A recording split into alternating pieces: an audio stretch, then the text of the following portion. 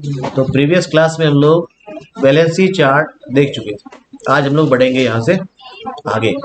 ठीक है, हम लोग क्या देखे थे, कुछ एक केमिकल है जिसका वैलेंसी है 1, कुछ एक केमिकल्स है जिसका वैलेंसी है 2, कुछ एक है जिसका वेरिएबल वैलेंसीज है जिसका 1 और 2 भी है जैसे कॉपर, कुछ एक है जिसका वेरिएबल वैलेंसी है जैसा आयरन 2 और 3, है ना।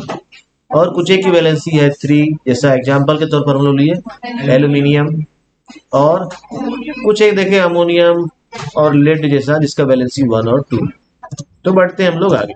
ठीक है, तो हम लोग देखे थे केमिकल इक्वेशंस क्या होता है। तो chemical equation is what, it is a symbolic representation of a chemical reaction is called chemical equation. ठीक है,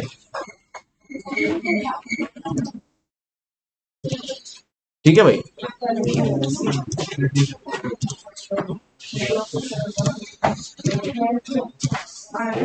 ठीक है भाई, तो लेफ्ट हैंड साइड में किसी भी केमिकल इक्वेशन में लेफ्ट हैंड साइड जो होता है उसको हम लोग क्या बोलते हैं, रिएक्टेंट्स बोलते हैं।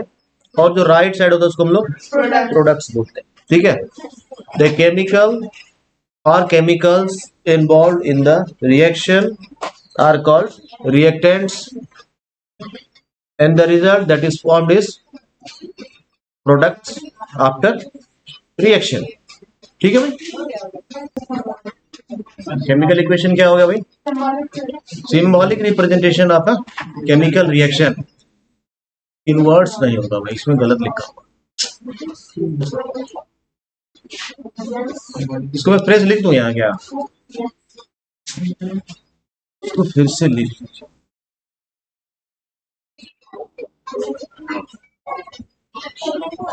A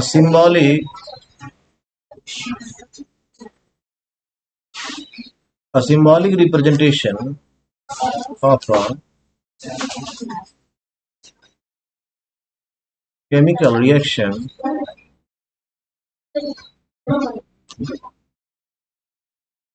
is termed as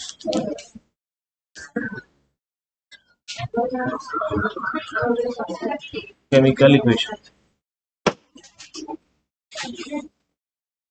ठीक है भाई, तो केमिकल इक्वेशन के लिए जो टर्म यूज होता है पहला क्या है, ये सिंबॉलिक रिप्रेजेंटेशन। क्या है, सिंबॉलिक रिप्रेजेंटेशन किसका है, तो केमिकल रिएक्शन का।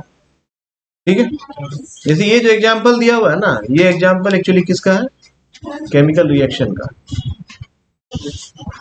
थोड़ा मिस हो गया इसको करेक्ट,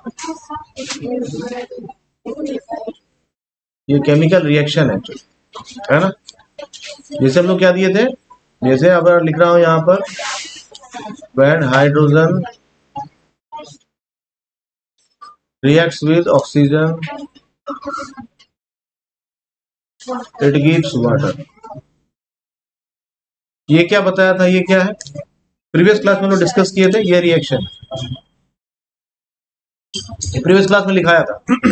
सिमिलरली ये क्या हो जाएगा हमारा, रिएक्शन। ये क्या है हमारा, रिएक्शन। ठीक है, इसी के जब हम लोग इक्वेशन लिखेंगे तो हम लोग क्या लिखेंगे,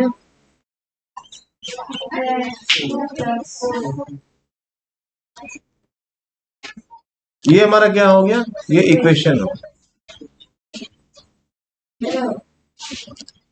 ठीक है भाई, तो रिएक्शन और इक्वेशन में डिफरेंस समझ में आ गया सभी लोगों को। जब भी हम लोग सिंबॉलिक रिप्रेजेंटेशन करते हैं तो उसको हम लोग क्या बोलते हैं, इक्वेशन बोलते हैं। ठीक है,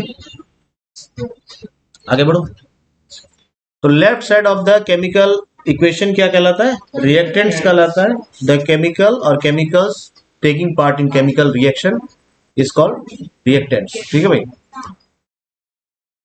समझ गए बात को। इसको क्या बोलते हैं हम लोग, गिब्स का साइन बोलते हैं। क्या बोलते हैं इसको, गिब्स का साइन बोलते हैं।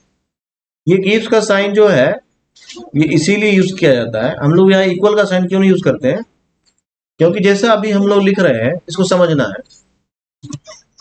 ठीक है,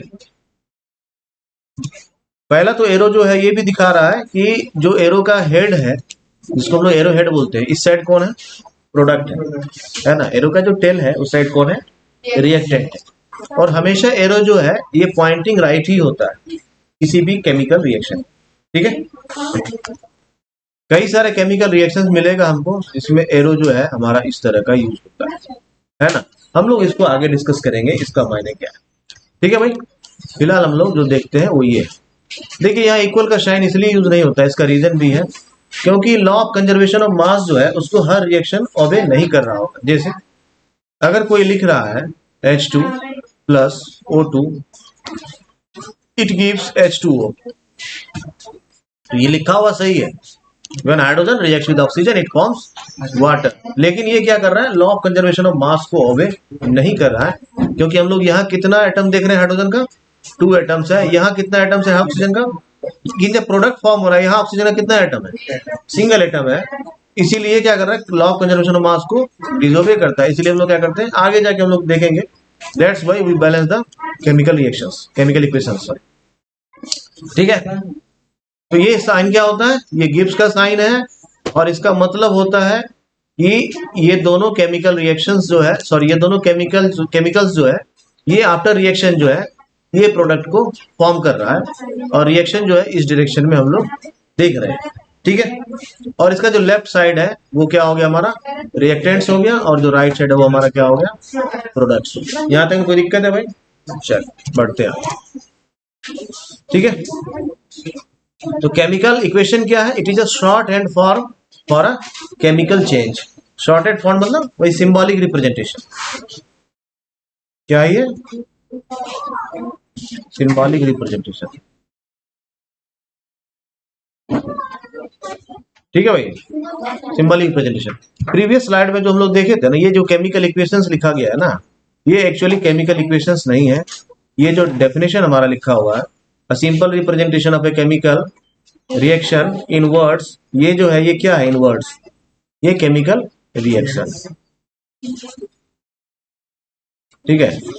ये मिस से लिखा गया है, ठीक है भाई। तो एक्चुअली जो हमारा केमिकल इक्वेशन है, it is a symbolic representation of a chemical reaction, ठीक है। जैसा अभी हम लोग मैग्नीशियम और ऑक्सीजन का रिबन का एग्जांपल लिए थे, उस केस में when magnesium ribbon burned in presence of oxygen it forms oxide of the magnesium, that is called magnesium oxide. इसमें भी लेफ्ट हैंड साइड हो गया, that is called reactants, and the right side is called products, ठीक है भाई, समझ गए बात को, ठीक है। If the number of atoms of each element on the both sides is same then it is balanced equation, इस इक्वेशन इज अनबैलेंस्ड और स्केलेटल केमिकल इक्वेशन, ऐसा लिखते हैं, है ना। जब नंबर ऑफ, जैसा इधर क्या है, अभी ध्यान देना है, यहाँ ऑक्सीजन का कितना एटम्स है भाई, 2 है, यहाँ ऑक्सीजन का कितना एटम्स है, ये बैलेंस्ड केमिकल इक्वेशन नहीं है, इसलिए इसको हम लोग अनबैलेंस्ड या स्केलेटल केमिकल इक्वेशन बोलते हैं। लेकिन ये लिखना भी सही ही होता है, ये लिखना भी गलत नहीं, ठीक है। ये सिर्फ बैलेंस्ड नहीं, इसका मतलब ये नहीं कि ये रिएक्शन गलत है। बैलेंस्ड केमिकल रिएक्शन क्या होता है, सॉरी बैलेंस्ड केमिकल इक्वेशन क्या है, और अनबैलेंस्ड केमिकल इक्वेशन क्या है। अनबैलेंस्ड केमिकल इक्वेशन ही स्केलेटल केमिकल इक्वेशन कहा जाता है, ठीक है भाई। अभी हमारे सामने जो ऊपर में रिएक्शन है वो कैसा है, अनबैलेंस्ड और स्केलेटल केमिकल इक्वेशन है। या फिर दूसरा एग्जांपल अगर हम लोग ले इसका, जैसा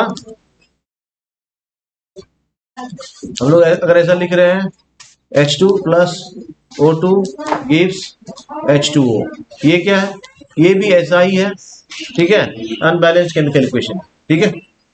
balancing of a chemical equation हम लोग आगे देखेंगे, ठीक है। Now we have to follow certain steps that is involved in writing chemical equations. अब थोड़ा सा ध्यान देना है, सबसे पहले हम लोग को क्या ध्यान देना है, रिएक्टेंट्स को। रिएक्टेंट्स क्या होता है, जो सारा केमिकल्स इन्वॉल्व है केमिकल रिएक्शंस में, है ना, और उसको हम लोग किधर रखते हैं, left side of the arrow रखते हैं, ठीक है। अब जैसे Mg है और O2 है, हम लोग को कैसे पता चला कि इसका प्रोडक्ट जो है MgO होगा, हम लोग इसका प्रोडक्ट को MgO2 क्यों नहीं लिखे, या Mg2O, हम लोग ऐसा लिख सकते थे ना, Mg2O भी लिख सकते थे, या फिर MgO2 भी लिख सकते थे। तो ऐसा दोनों नहीं लिख करके हम लोग MgO ही क्यों लिखे, है ना। इसके लिए हम लोग थोड़ा जाएंगे कहाँ, अपने वैलेंसी चार्ट पर। कहाँ जाएंगे, वैलेंसी चार्ट पर जाएंगे, और जो वैलेंसी चार्ट पर जाएंगे तो वहां हम लोग देखेंगे Mg का कुछ वैलेंसी होगा। देखो थोड़ा क्या है, 2 होगा, और Mg का वैलेंसी 2 होगा, और ऑक्सीजन की वैलेंसी देखो क्या होगा, 2 होगा। समझ बात आ गई, कोई दिक्कत है भाई? आप ध्यान देना है। तो इसको लिखने का तरीका क्या होता है, एक बार ब्रीफ हम लोग कर लेते हैं। जैसे Mg है, इसकी वैलेंसी को नीचे लिख लो, कितना है, 2, क्योंकि Mg रिएक्ट कर रहा है किसके साथ, ऑक्सीजन के साथ। ऑक्सीजन की वैलेंसी भी नीचे लिख लो, कितना है, 2। ठीक है। अब जब हम लोग इसको रिएक्ट कराते हैं ना, इसका वैलेंसी को हम लोग एक्सचेंज करते हैं। ठीक है, तो ये वैलेंसी क्या हो गया, इसका क्या हो जाएगा, Mg2 और O2, क्योंकि दोनों में 2 है, इसीलिए हम लोग इसको क्या लिख लेते हैं, MgO। समझ बात आ गई, समझ बात आई, समझ बात आई, कोई दिक्कत है समझने में?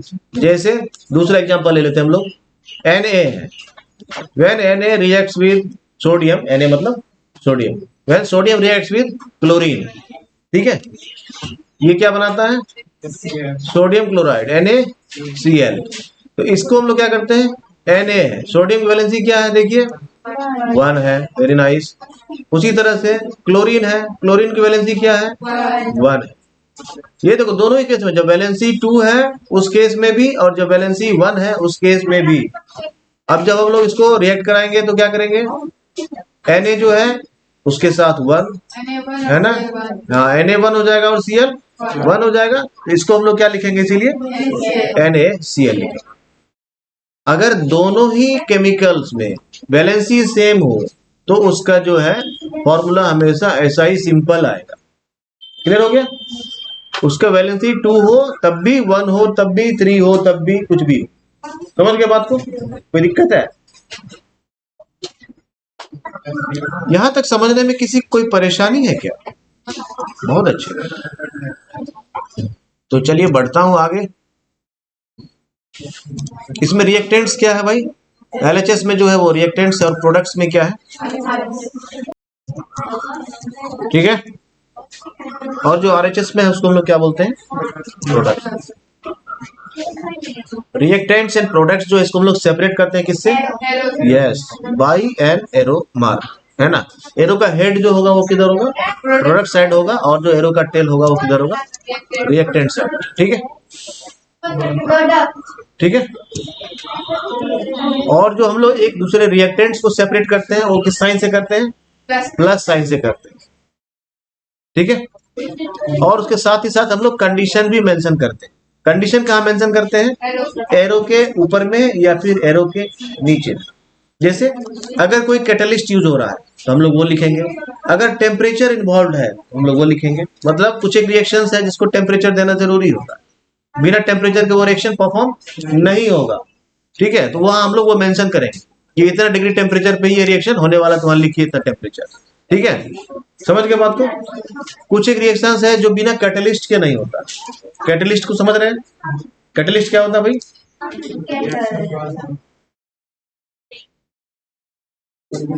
कैटलिस्ट क्या होता है। कैटलिस्ट को समझने के लिए हम लोगों को एक छोटा सा कहानी सुनना पड़ेगा। एक लड़का है, उसका नाम है ए, और एक है बी। किसी वजह से दोनों में मनमुटाव चल रहा है। क्या चल रहा है, हाँ। अब एक तीसरा लड़का सी जाकर के ए को बोल रहा है, अरे जानते हो बी तुम्हारे बारे में क्या क्या बोल रहा था, ऐसा ऐसा बोल रहा था। क्योंकि दोनों बातचीत नहीं हो रही है, ये बात कंफर्म नहीं कर पाएगा, और ये समझेगा अच्छा ऐसा बोल रहा था, सच में बोल ही रहा हूँ, क्योंकि मनमुटाव चल रहा। फिर ये जा रहा है किसके पास, बी के पास, और बता रहा है इसको कि जान रहे हो ये तुम्हारे बारे में क्या क्या बोल रहा था, ऐसा ऐसा बोल रहा था, है ना। अब इस दोनों में क्या हो गया, ठीक है, चालू हो गया फाइटिंग। तो ये फाइटिंग कौन कर रहा है, ए और बी कर रहा है। इसमें सी कहीं है, लेकिन हुआ किसकी वजह से, ये हो गया कैटलिस्ट। ठीक है, तो कैटलिस्ट आर द केमिकल्स, लिख लीजिए इसको,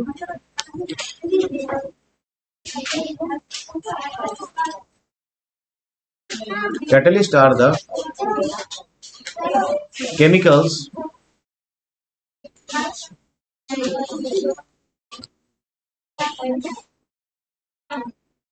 that promotes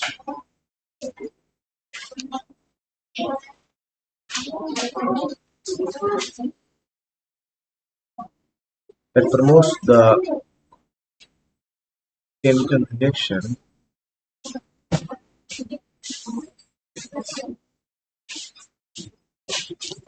without involving it.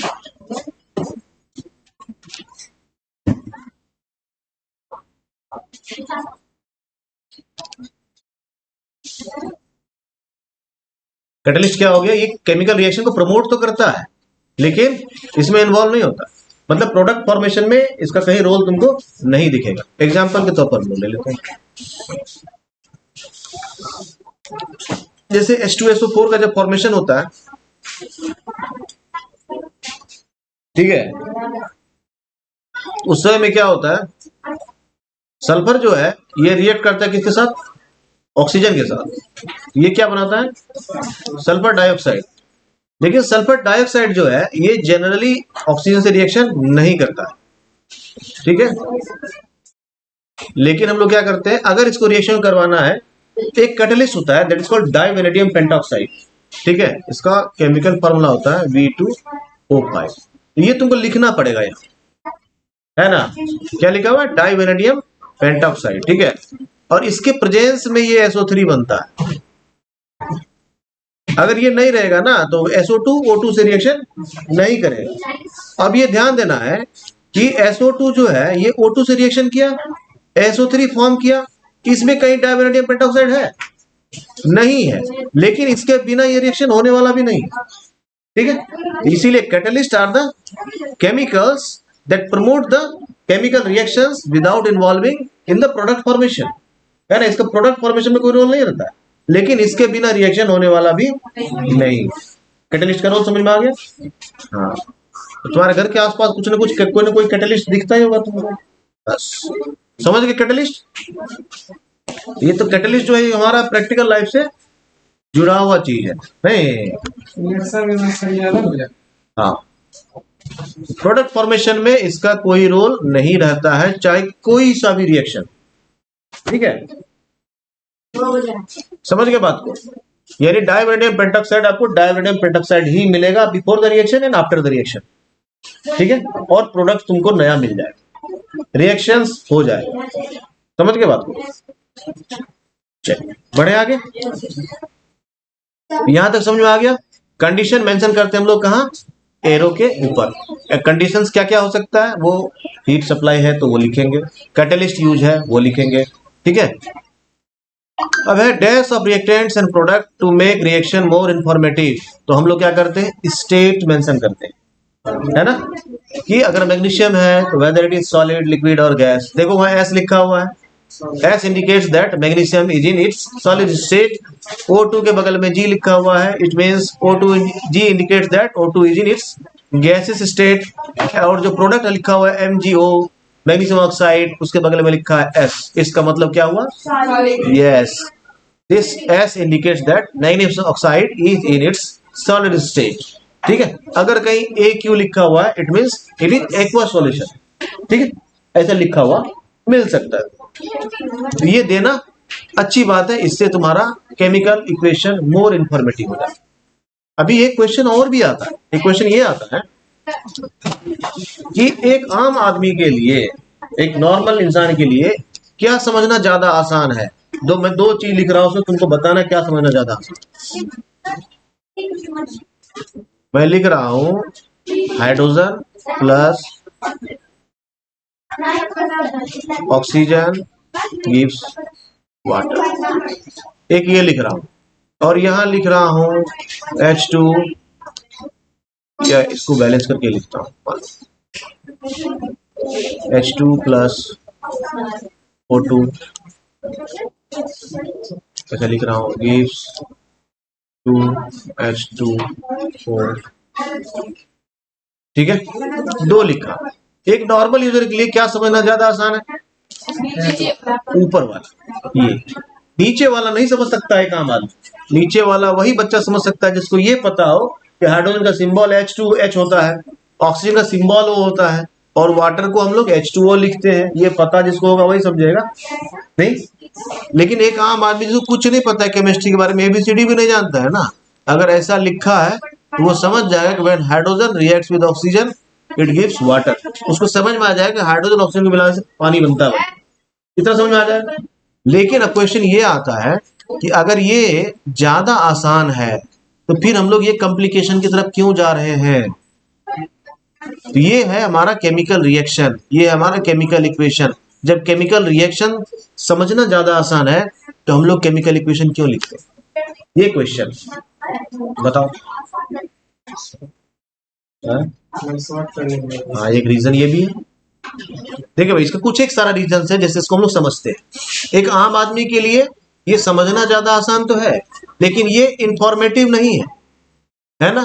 दूसरे, जब हम लोग सिंबल्स यूज करते हैं तो हमारा रिएक्शन कॉम्पैक्ट हो जाता है, ठीक है। हम लोग बड़ा से बड़ा रिएक्शंस को बहुत छोटे से छोटे जगह में लिख पाते हैं बाय यूजिंग केमिकल इक्वेशंस। एक चीज ये हो गया, एक रीजन।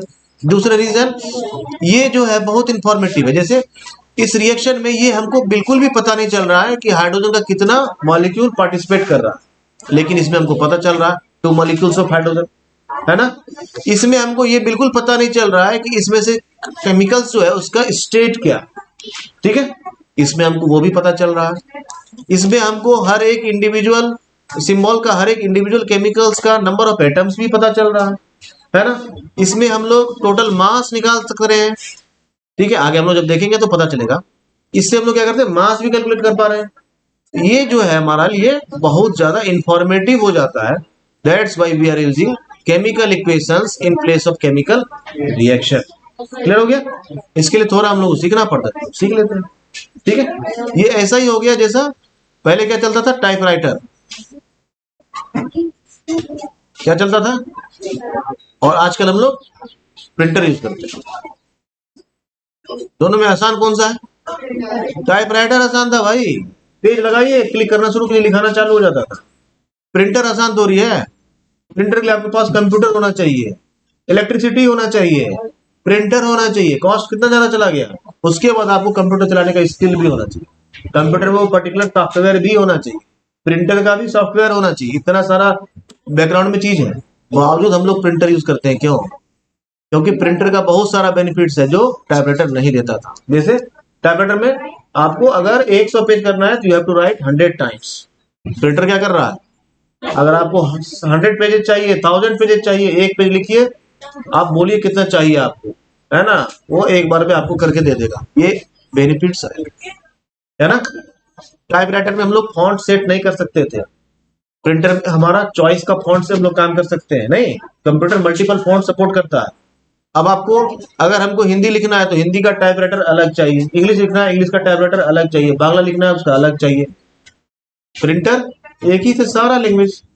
ऐसा मल्टीपल फीचर्स है इसमें, जिस कारण से हम लोग थोड़ा दर्द ले लेते हैं और सोचते हैं चलो भाई कंप्यूटर प्रिंटर ही ठीक है। इसी तरह से केमिकल रिएक्शन दिखता आसान है, लेकिन हमारे लिए ज्यादा अच्छा क्या है, केमिकल इक्वेशन। इसीलिए इसको थोड़ा तकलीफ उठा के भी हम लोग सीखेंगे इसी को, क्योंकि हमारे ज्यादा काम आने वाला है।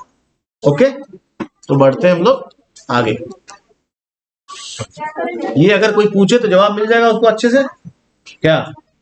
चलिए आगे बढ़ते हैं हम लोग।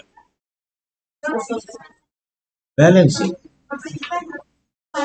Life is all about balance. Yes, life में क्या कहा, अति सर्वत्र वर्जयेत नहीं, life is all about balancing. तुम्हारा लाइफ में जितना हर चीज बैलेंस रहेगा, तुम्हारा लाइफ उतना बढ़िया रहेगा, नहीं?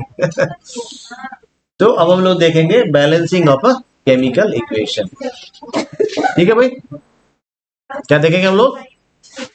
हाँ, कहाँ कितना स्टोन लगेगा, कितना बड़ा लगेगा, ये तो लगाना सीखना है, और ये काम है बहुत आसान। ठीक है, अब जो क्वेश्चन आ रहा है वो क्वेश्चन है why balancing of a chemical equation is essential, है ना। क्यों झमेला उठाएं, फिर से ये जानना जरूरी है। तो हम लोग को ये झमेला जो उठाना पड़ रहा है, ये इसलिए उठाना पड़ रहा है प्यारे बच्चों, क्योंकि अगर हम लोग बैलेंस नहीं करेंगे तो ये क्या कर रहा है, केमिकल रिएक्शन क्या, केमिकल इक्वेशन क्या करेगा, लॉ ऑफ कंजर्वेशन ऑफ मास को डिसोबे करेगा। और क्योंकि हम लोग जानते हैं कि law of conservation of mass जो है, it is the fundamental law of chemistry. Law of conservation mass क्या है? Fundamental law. फंडामेंटल लॉ समझते हैं ना भाई?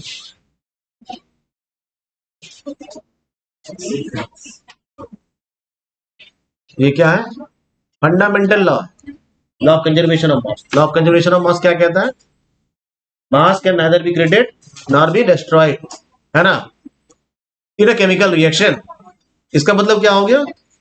Total mass of the reactant side equal to the total mass of the product side must be equal to each other. ठीक है, तो किसी भी केमिकल रिएक्शंस के लिए ये जरूरी है। लेकिन अगर हम लोग ऐसा लिखते हैं H2 plus O2 gives H2O, तो इसमें हम लोग अगर रिएक्टेंट साइड का टोटल मास निकालते हैं, है ना, total mass of the reactant side,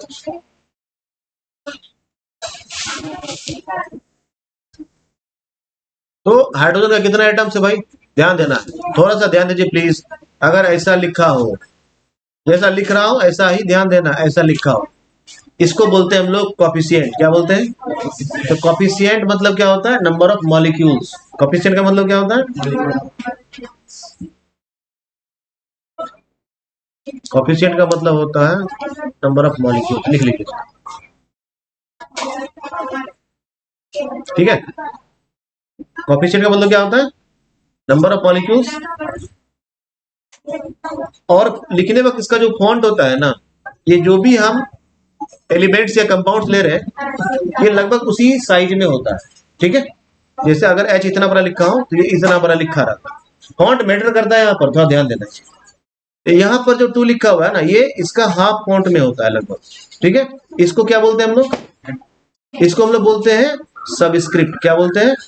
subscript. क्या बोलते हैं? इसको सबस्क्रिप्ट। सबस्क्रिप्ट क्या डिनोट करता है? नंबर ऑफ, क्या डिनोट करता है? Number of atoms. समझ में बात आ गई?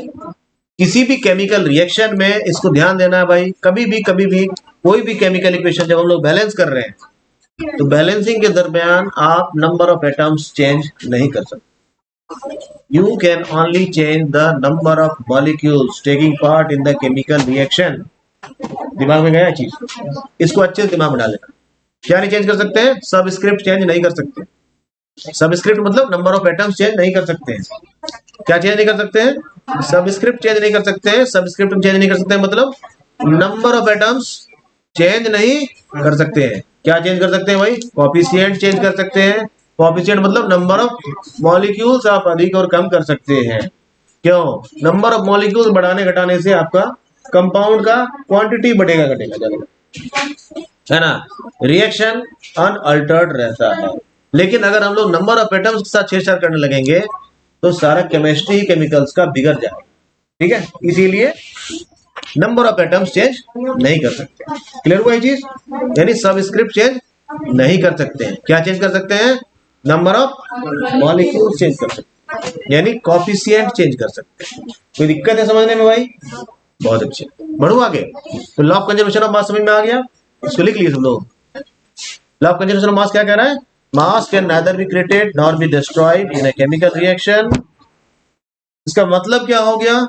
इसका मतलब हो गया total mass of the reactant side must be equal to the total mass of the product side. लिख लीजिए इसमें।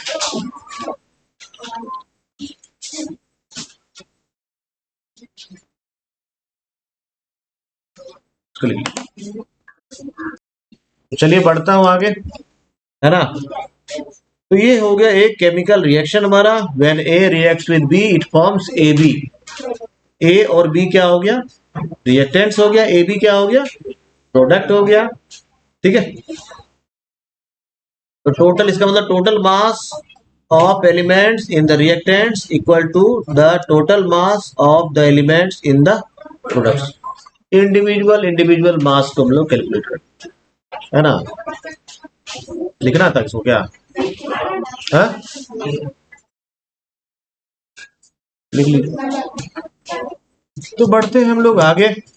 तो हम लोग एग्जांपल लेते हैं जिंक और सल्फ्यूरिक एसिड का। पीछे हम लोग एक एक्टिविटी देखे थे जिसमें हम लोग क्या किए थे, जिंक ग्रेनुअल्स था हमारे पास और उसमें हम लोग few drops of sulphuric acid add किए थे और उसमें हम लोगों को एक गैस रिलीज होता हुआ दिखा था, है ना। तो ये क्या था, हमारा जो प्रोडक्ट बना था वो क्या था, जिंक सल्फेट था और जो गैस बना था वो क्या था, हाइड्रोजन था। तो ये हो गया हमारा केमिकल रिएक्शन। क्या हो गया ये, केमिकल रिएक्शन। यस, अब हम लोग इसको इक्वेशन में कन्वर्ट कर रहे हैं। तो जिंक के लिए हम लोग क्या लिखेंगे, Zn लिखेंगे। सल्फ्यूरिक एसिड के लिए हम लोग H2SO4 लिखेंगे और जिंक सल्फेट के लिए हम लोग क्या लिखेंगे, ZnSO4 लिखेंगे। अब ZnSO4 के बाद हम लोग क्या लिखेंगे, H2। कोई दिक्कत है यहाँ तक, बहुत अच्छे, ठीक है।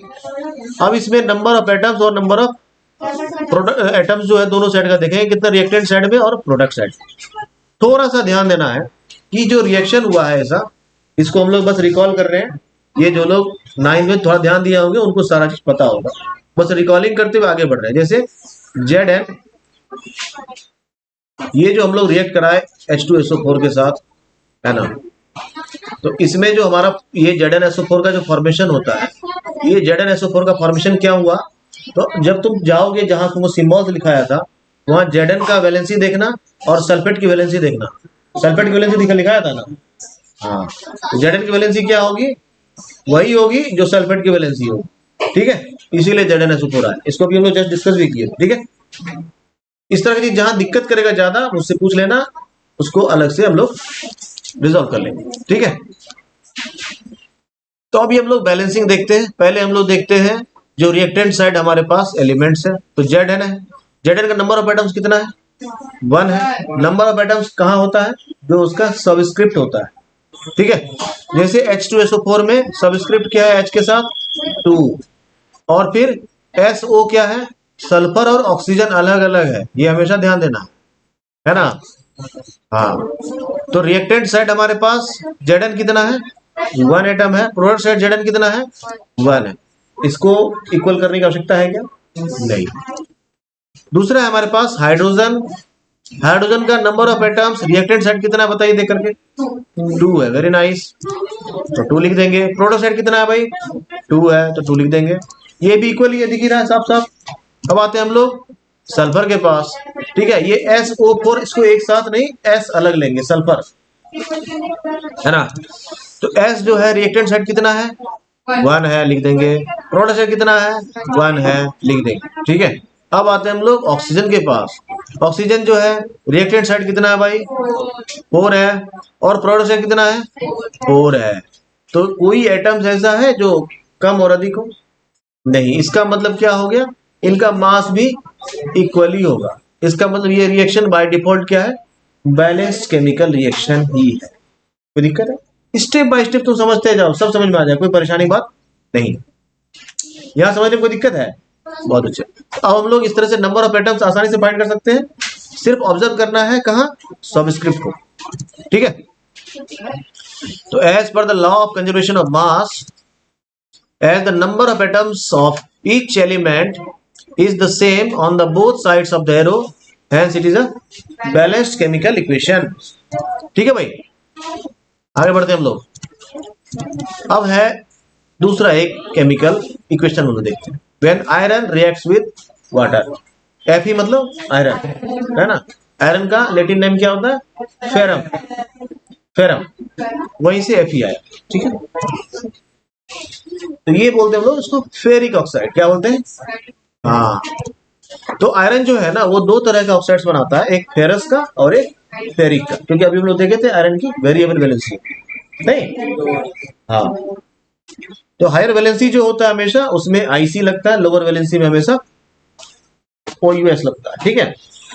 तो जो हायर वैलेंसी होगा उसको हम लोग बोलेंगे फेरिक और लोअर वैलेंसी में फेरस। जैसे सल्फ्यूरिक एसिड भी है, तो हायर वैलेंसी में हम लोग सल्फ्यूरिक बोलते हैं और लोअर वैलेंसी में हम लोग सल्फ्यूरस बोलते हैं, ठीक है। देखिए इस तरह के जो चीज है उसको हम लोग साथ ही साथ डिस्कस करते जा रहे हैं ब्रीफली। अब हम लोग इसको क्या करेंगे, बारी बारी से लिखेंगे। क्या स्टेप 2 में जाएंगे। अभी स्टेप 2 में जाने से पहले हम लोग सबसे पहले देखेंगे, देखिए कुछ एक तरीका है, उसको तरीका को फॉलो करोगे ना तो बैलेंसिंग हो जाता है बहुत आसान। बैलेंसिंग आसान कैसे हो जाएगा, अभी जो हम लोग बैलेंसिंग सीख रहे हैं ना, इसको बोलते हैं हीट एंड ट्रायल मेथड। क्या बोलते हैं? Heat and trial method. आगे जब सीरी क्लास में जाएंगे 11th में 12th में, तो बैलेंसिंग ऑफ केमिकल रिएक्शन जो है, बैलेंसिंग ऑफ केमिकल इक्वेशन जो है, इसको हम लोग अलग अलग तरीके से करते हैं। ठीक है, आगे जब जाएंगे तो उसमें हम लोग ऑक्सीडेशन स्टेट्स निकालते हैं और फिर ऑक्सीडेशन स्टेट मेथड से केमिकल इक्वेशन को क्या किया जाता है? बैलेंस किया जाता है। लेकिन अभी हम लोग सिर्फ और सिर्फ heat and trial method use कर रहे हैं। ठीक है, तो सेकंड ऑप्शन, हमारा सेकंड स्टेप क्या होना चाहिए? हम लोग सारा कंपाउंड्स को बारी बारी से देखेंगे in reactant side as well as in product side. Largest number of atoms contain करने वाला जो कंपाउंड होता है ना, वहां से काम शुरू करना होता है। ये हमेशा ट्रिक है। ये तुम्हारा हीट एंड ट्रायल जो है, इससे ज्यादा कन्वीनियंट काम करेगा। क्या करना है? पूरा रिएक्टेंट साइड का सारा केमिकल्स को देखना है और फिर प्रोडक्ट साइड का सारा केमिकल्स को देखना है, इंक्लूडिंग एलिमेंट्स एंड कंपाउंड्स। समझ गए? यह केमिकल्स किसको बोल रहा हूँ? एलिमेंट्स को भी बोल रहा हूँ, कंपाउंड्स को भी बोल रहा हूँ, इसीलिए मैं केमिकल्स यूज कर रहा हूँ। ठीक है, तो तुमको क्या करना है? रिएक्टेंट साइड का भी सारा केमिकल्स को देखना है, whether it is element or compound। Product side का भी सारे केमिकल्स को देखना है, whether it is in elementary form or in compound form। उसमें जो largest number of atoms contain करने वाला कंपाउंड है ना, उसको पॉइंट आउट कीजिए। यहाँ पर कौन है largest number of atoms contain करने वाला कंपाउंड? इसमें कितना नंबर ऑफ एटम्स है? इसमें इसमें इसमें 2। ये कहां से लाया? समझ में आया? यहाँ नहीं पूछे तो 1 है, यहाँ 2 + 1 3 हो गया, ये 3 + 4 7 हो गया, ये 2 है। हम लोग को काम कहाँ शुरू करना चाहिए? ये समझ में आ गई बात? कोई दिक्कत है क्या? कभी भी balancing of a chemical reaction आए, केमिकल इक्वेशन आए, सबसे पहले पूरे थोरोली इक्वेशन को देखिए, largest number of atoms contain compound को पकड़ो, वहां से बैलेंसिंग शुरू करो, है ना? ये इससे तुम्हारा काम कन्वीनियंट होगा। ठीक है, अदरवाइज तुम्हारा टाइम ज्यादा वेस्ट होगा, क्योंकि हमारा काम जो ये हीट एंड ट्रायल का। तो हीट एंड ट्रायल का मतलब करेंगे, हो सकता है मिस्टेक हो, फिर करेंगे, फिर नहीं होगा, फिर करेंगे। हीट एंड ट्रायल का मतलब यही होगा। ठीक है भाई, तो सेकंड स्टेप हमारा क्या है? हम लोग सारा का कितना नंबर ऑफ एटम्स है, इसको हम लोग लिस्ट करते हैं। ठीक है, ऐसा कर लिए, लिख लीजिए इसको फटाफट। ठीक है, आगे बढ़ते हम लोग। अब स्टेप 3 क्या है? Now start balancing the elements और compound that contains maximum number of atoms. Maximum number of atoms कौन कंटेन कर रहा है? ठीक है, Fe3O4। ये हमेशा पता करना है, सबसे पहला काम यही करना है। पूरा रिएक्टेंट साइड नजर दोहराइए, प्रोडक्ट साइड नजर दोहराइए, वैसा कंपाउंड को पकड़िए जो largest number of atoms contain करता है। तो यहाँ पर largest number of atoms contain करने वाला कंपाउंड कौन सा है भाई? It is Fe3O4। ठीक है, अब इसमें फिर largest number of atoms contain करने वाला एलिमेंट ढूंढेंगे कौन सा। ठीक है, तो इसमें कौन है? ऑक्सीजन। इसके पास है 4, इसके पास है 3, तो यहां से काम शुरू करना है। समझ गए बात को? क्या करना है? सबसे पहले largest number of atoms contain करने वाला कंपाउंड ढूंढना है, फिर उसमें largest number of atoms contain करने वाला एलिमेंट ढूंढना है। समझ गए बात को? वहां से बैलेंसिंग हम लोग करेंगे शुरू। ठीक है, तो हम लोग ऑक्सीजन का नंबर ऑफ एटम्स लिखेंगे प्रोडक्ट साइड और फिर, ठीक है, तो नंबर ऑफ एटम्स जो है रिएक्टेंट साइड कितना है? ऑक्सीजन 1 है रिएक्टेंट साइड में, और प्रोडक्ट साइड में कितना है? 4 है ना? बैलेंस करने के लिए क्या करना पड़ेगा हमको? 1 को 4 बनाने के लिए क्या करना पड़ेगा?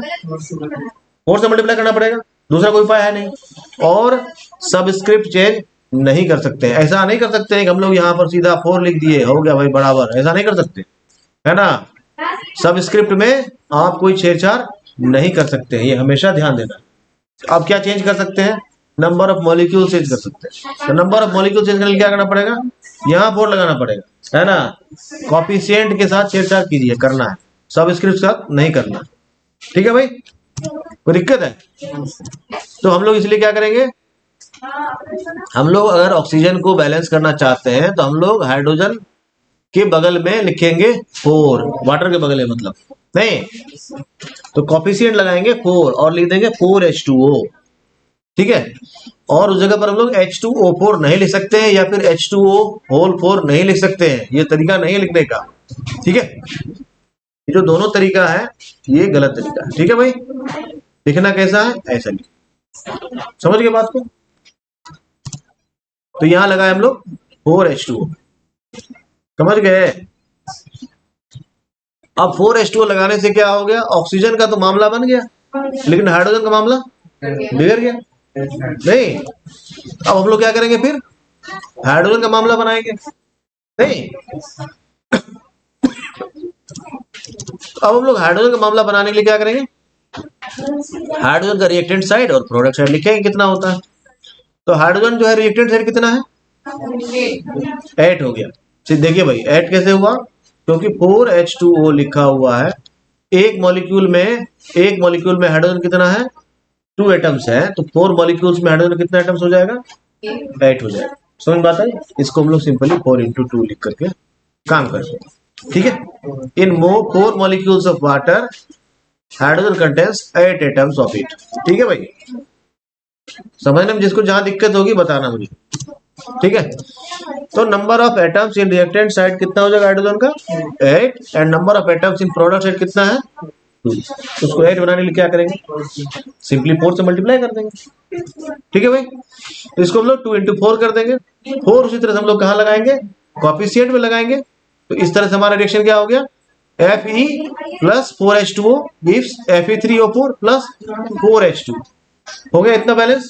अब हमको दिख रहा है कि ऑक्सीजन भी हमारा बैलेंस्ड है और हाइड्रोजन भी हमारा बैलेंस्ड है। लेकिन अब हम लोग जब देखते हैं आयरन को, Fe को, तो रिएक्टेंट साइड हमारा Fe1 और प्रोडक्ट साइड हमारा Fe3। इसका मतलब Fe हमारा बैलेंस नहीं है, उसको फिर बैलेंस करना पड़ेगा, है ना। तो ये क्या है, हमारा पार्टली बैलेंस्ड इक्वेशन है, उसको हम लोग को पूरा बैलेंस करना है। तो Fe जो है हमारा रिएक्टेंट साइड कितना है, 1 और प्रोडक्ट साइड कितना है, 3। Now we have to balance it. For balancing the Fe we have to add 3 molecules of Fe in the reactant side. ठीक है, अगर ऐसा कर दिए अब हमारा रिएक्शन क्या हो गया, फुल्ली बैलेंस्ड हो गया। ठीक है, नहीं हो गया। अब हम लोग करेक्टनेस को चेक करते हैं इंडिविजुअली 1 by 1, है ना, रिएक्टेंट साइड का भी और प्रोडक्ट साइड का भी। ठीक है, तो रिएक्टेंट साइड का जब प्रोडक्ट साइड चेक करते हैं तो हम लोग देखते हैं कि Fe इधर कितना है भाई, टोटल Fe इधर कितना है, 3 है। हाइड्रोजन इधर कितना है, कितना हाइड्रोजन इधर, 8 है। ऑक्सीजन इधर कितना है भाई, 4 है, लिख लिए इसको। अब आते हैं लोग प्रोडक्ट साइड, Fe कितना है, 3 है।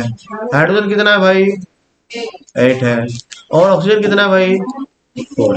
तो हो गया बैलेंस। तो इसका मतलब हमारा रिएक्शन अब क्या है, पूरी तरह से बैलेंस्ड हो। ठीक है, इसको हम लोग क्या बोलते हैं, इस तरीका को हीट एंड ट्रायल मेथड को। ठीक है, ऐसा बहुत सारा मेथड्स।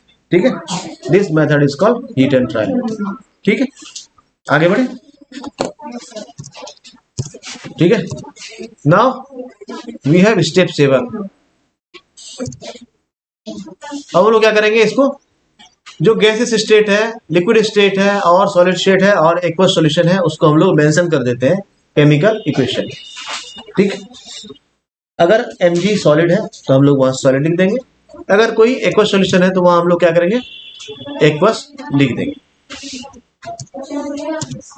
इसीलिए अगर इस रिएक्शन को हम लोग बैलेंस्ड वे में पूरी तरह लिखना चाहते हैं तो हम लोग लिखेंगे 3FeS plus 4H2O।